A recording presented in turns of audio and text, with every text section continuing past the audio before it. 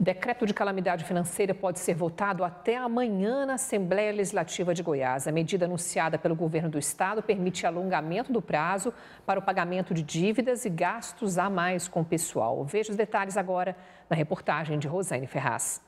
O decreto baixado pelo governo estabelece prazo de 6 meses para o estado de calamidade. Ou seja, a medida valeria até julho. A calamidade financeira não está prevista em lei.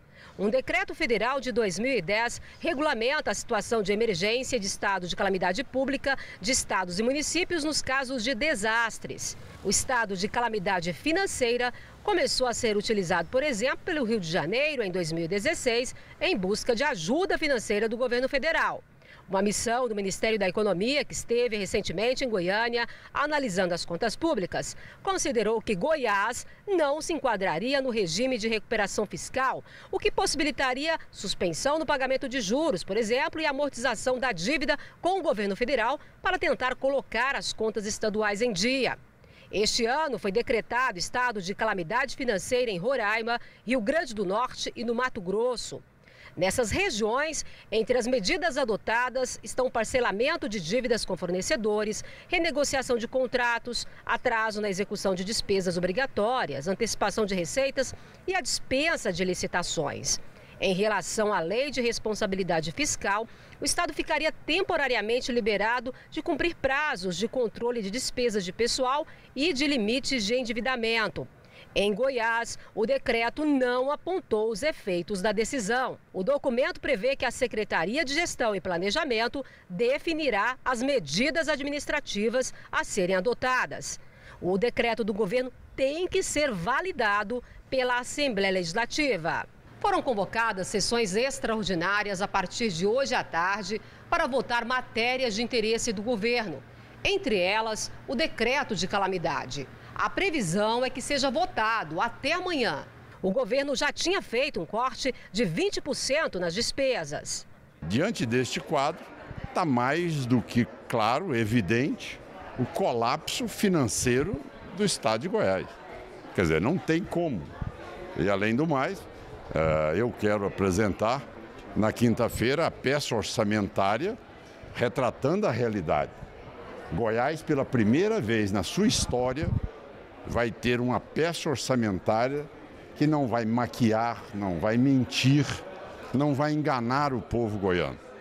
Vai descrever exatamente a realidade fiscal do Estado. De que forma esse decreto, se for aprovado, vai mexer com a sua vida cidadão, com a sua vida funcionalismo público? Eu quero saber ao vivo agora com a repórter Rosane Ferraz. Com quem que você vai falar, Rosane?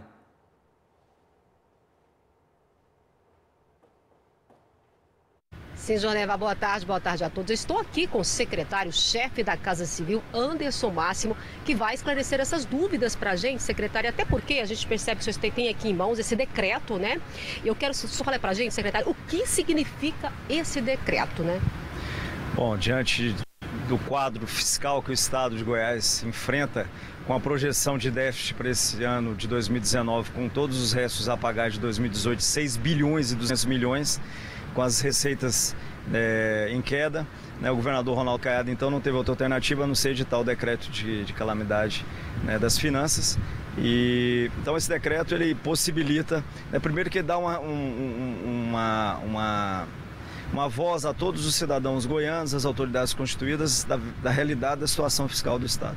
E o segundo, né, ele abre a possibilidade, por exemplo, do governador, né, dentro da sua autonomia de gestão, barrar determinadas licitações de valores elevados, né? A renegociação das dívidas com fornecedores. Então, a aplicação do artigo 65 da LRF é o benefício que nós estamos buscando, né, para saldar as dívidas, mas dentro da capacidade financeira do Estado. Isso pode mexer com a vida do servidor, por exemplo? O servidor, infelizmente, já está sendo penalizado, né, que nós recebemos 400 milhões, né, da folha de novembro em atraso, mais uma folha de dezembro. Tá, essa situação que tem atormentado todo o governo, especialmente o governador Ronaldo, que tem buscado de todas as formas solucionar essa questão, né, com várias reuniões, com tratativas. Então nós precisamos resolver esse problema dos servidores, né? Trabalhou, precisa receber o seu salário, o problema é o caixa, né? Nós recebemos um caixa de 11 milhões no dia 1º de janeiro, né, e precisamos fazer o caixa para poder honrar essa folha, né, e todas as dívidas que temos com o servidor. Quais reflexos desse decreto, secretário, para a população e, eu insisto mais uma vez, para o funcionalismo público. Esse decreto vai ser votado hoje à tarde na Assembleia. Quais serão os reflexos, então? Nenhuma atividade administrativa deve ser prejudicada. O governador já nos disse. O que ele determinou ao seu secretariado é cortar excessos, cortar serviços dispensáveis, mas a prestação de serviço de qualidade ao cidadão, né, e a garantia aos servidores, isso não tem qualquer solução de continuidade. Isso vai ser mantido, não tem problema algum. Secretário, hoje à tarde, um outro trecho da reforma administrativa vai ser encaminhado para a Assembleia. Quais foram os pontos incluídos na manhã de hoje que devem ser discutidos nessa sessão extraordinária?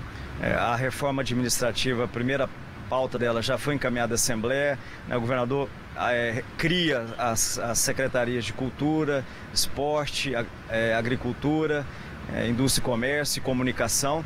Custo dessa reforma, nós vamos abaixar em 1.200.000 por ano, né, com a estrutura anterior para essa nova, e hoje à tarde o governador define então a pauta que está indo, né, provavelmente um projeto de uma alteração na lei das OS Goiana e a lei do FUNAC, que é o fundo, né, de ressarcimento da venda da Enel, né, nós temos que dar uma adequação, o Estado está tendo aí um prejuízo que nós queremos corrigir ainda nesse momento. E quais são os resultados que se espera desses pontos incluídos, que serão incluídos hoje? Economia para o erário, economia para o cofre público do Estado de Goiás.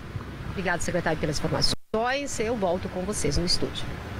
Ok, Rosane, uma boa tarde, obrigada. E obrigada também a participação do secretário.